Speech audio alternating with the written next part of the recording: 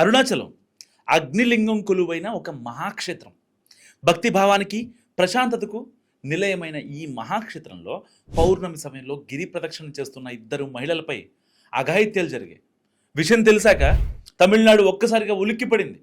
ఇద్దరు అమ్మాయిల్ని నగ్నంగా నించోబెట్టి అఘాయిత్యాలకు పాల్పడిన 13 మంది గ్యాంగ్ని మరి కాసేపట్లో ఎన్కౌంటర్ చేస్తోంది సీఎం విజయ్ సర్కార్.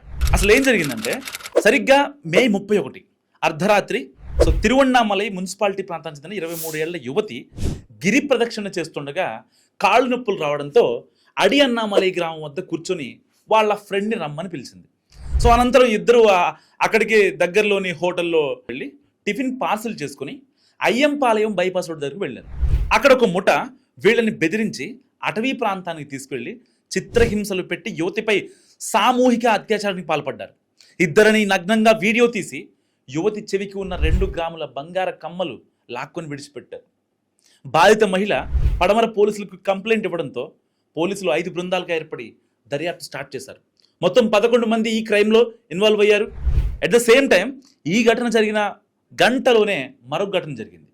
ధర్మపురికి చెందిన ఒక వివాహిత తన స్నేహితులతో కలిసి తిరువణ్ణామలై పౌర్ణమి రోజున గిరి ప్రదర్శనకు వచ్చారు. ఆ రోజు రాత్రి గిరి ప్రదక్షిణ పూర్తి చేసుకుని 2 వీలర్ వెహికల్స్లో వీళ్ళందరూ స్టార్ట్ అయ్యారు. కొందరు ముందు వెళ్ళిపోగా దారిలో పెద్ద కోలపాడి వద్ద వివాహిత వాళ్ళ ఫ్రెండ్ బైక్ ఆపి మాట్లాడుతుండగా మారణాయుధాలతో వచ్చిన ఒక ముఠ వాళ్ళని బెదిరించి అటవీ ప్రాంతానికి తీసుకెళ్ళింది. వివాహితపై సామూహిక అత్యాచారానికి పాల్పడ్డారు. ఆ తర్వాత ఆ అమ్మాయి బట్టలు లాక్కొని ఇద్దరిని నగ్నంగా వీడియోలు తీశారు. మర్నాడు ఆ వీడియోలను ఆ అమ్మాయికి పంపి ₹1,00,000 డిమాండ్ చేశారు. లేదంటే వీడియోను సోషల్ మీడియాలో పెడతామని బెదిరించారు. ఇక ఆ అమ్మాయి ఏం చేయాలో అర్థం కాక తన దగ్గర ఉన్నటువంటి ₹4,000 పంపి దగ్గరలోని ధర్మపురి పోలీసులకు కంప్లైంట్ చేసింది. దీంతో పోలీసులు ఆ యొక్క నిందితుడి ఫోన్ సిగ్నల్స్ ఆధారంగా అతన్ని పట్టేసుకున్నారు, ఆ గ్యాంగ్ని కూడా. ఈ 2 క్రైముల్లో 11 మంది ఇన్వాల్వ్ అవగా ఇప్పటి వరకు 8 మంది అరెస్ట్ అయ్యారు. వాళ్ళలో ఒక మైనర్ కూడా ఉన్నాడు. మరో 3 పట్టుకున్న తర్వాత ఇప్పుడు వాళ్ళందరినీ కలిపి ఒకేసారి ఎన్కౌంటర్ చేయాలని ఆఫ్ ద రికార్డ్ ఇన్ఫర్మేషన్. సరిగ్గా 15 రోజుల క్రితం కోయంబత్తూరులో సాలూరు ఇన్సిడెంట్. ఒక చిన్న పాపని ఒక 33 ఏళ్ల యువకుడు కార్తీక్ అనే వ్యక్తి ఆ అమ్మాయిని తీసుకెళ్లి అత్యంత దారుణంగా ఆ అమ్మాయిపై అఘాయిత్యం చేసి చెరువులో పడేసి చంపేశాడు, చిత్రహింసలు పెట్టాడు. ఆ ఘటన మర్చిపోకముందే ఇప్పుడు ఆ మహాపుణ్యక్షేత్రంలో జరిగిన దారుణం గురించి తమిళనాడే కాదు, యావత్ దేశవ్యాప్తంగా ఇప్పుడు ఈ ఘటన గురించి మాట్లాడుకుంటున్నారు. జ్యోతిర్లింగాల్లో ఒకటైన అరుణాచలంలో అగ్నిలింగం కొలువైంది.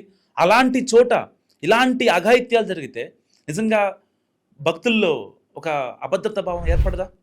మహిళా భక్తులు రాత్రిపూట గిరి ప్రదక్షిణ చేయగలరా?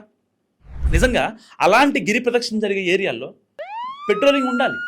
పోలీసులు లేకుండా కనీసం అక్కడ అంటే ఏ టైం అయినా సరే అక్కడ నడవచ్చు. ఇక్కడ ఎలాంటి బందిపోట్లు, ఎలాంటి రౌడీ షీటర్లు రారు. అమ్మాయిలకి సేఫ్టీ అనే భావన కలగాలి అంటే నిజంగా సీఎం విజయ్ ఆలోచించినట్టు వీళ్ళని ఎన్కౌంటర్ చేయాల్సిందే. మీరేమనుకుంటున్నారు? మస్ట్గా కామెంట్ చేయండి.